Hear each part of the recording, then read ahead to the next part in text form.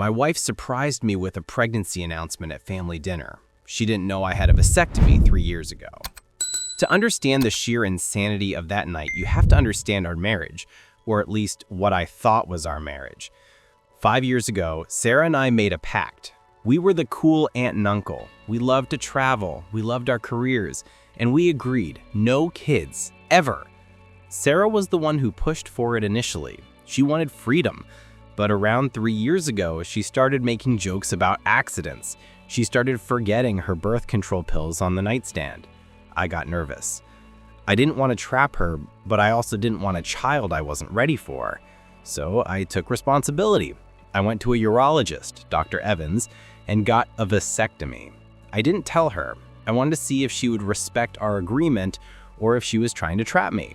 I kept the medical paperwork in a safe deposit box at the bank. For 3 years, nothing happened. Until last Sunday. Sarah insisted we host a massive Sunday dinner.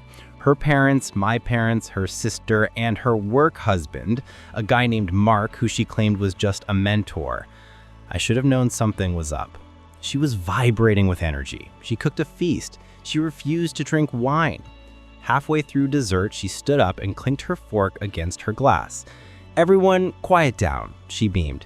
"Mike and I have a huge surprise." My stomach dropped. I looked at Mark across the table. He was smirking, looking down at his plate. Sarah reached under the table and pulled out a large white gift box tied with a blue ribbon. She placed it in front of me. "Open it, Daddy," she whispered. The room was dead silent. My mom was already tearing up, sensing what it was. I opened the lid. Inside, nestled in tissue paper, was a positive pregnancy test, gross, and a tiny white onesie. Written on the chest in gold glitter were the words, "Daddy's Little Miracle." The room erupted. Her mom screamed with joy. My dad started clapping. Sarah looked at me with these wide, expectant eyes, waiting for me to cry tears of joy. Oh, I wanted to cry, but not for the reason she thought. I stared at the onesie, then I looked at the date on my watch, and then I looked at Mark. He wasn't clapping. He was drinking his water, looking nervous. I slowly stood up. I held up the onesie. "A miracle," I said, my voice steady. "That is the perfect word for this, Sarah, because for this to be my child, it would literally require divine intervention." Sarah's smile faltered. She said, "What do you mean, silly? It's ours." "No, it isn't," I said, my voice dropping an octave. "It isn't, because 3 years ago, on May 14th, I had a vasectomy. I have been medically sterile for 36 months. I get tested every year. My count is 0. The silence that followed was heavy. It was suffocating. You could hear the refrigerator humming in the kitchen. Her mother gasped, "Mike, that's not funny." "It's not a joke, Barbara," I said to her mom. "I have the medical records in my safe," which means I turned my gaze to Mark. "Unless immaculate conception has happened again, the father is sitting right there." Sarah went pale, not just white, gray. She started stammering. "No, vasectomies fail. The doctor made a mistake. Mike, don't do this." She reached for my arm. I stepped back. "Don't touch me," I said. Mark stood up, knocking his chair over.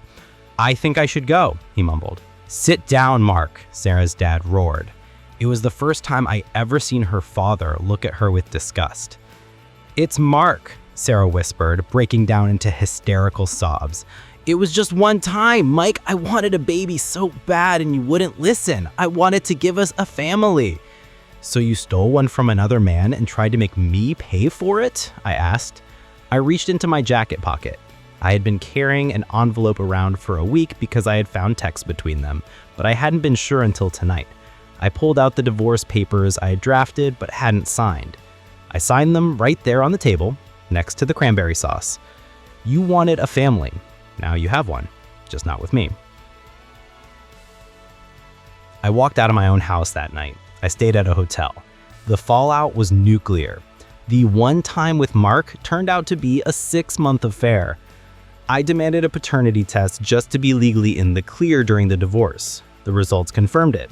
0% match to me, 99.9% match to Mark. But here's the karma. Mark didn't want a kid. He was married. When his wife found out, because I sent her the dinner recording, she divorced him and took him to the cleaners. Sarah is now living in a studio apartment, raising a colicky baby alone. Mark pays child support but refuses to see the kid.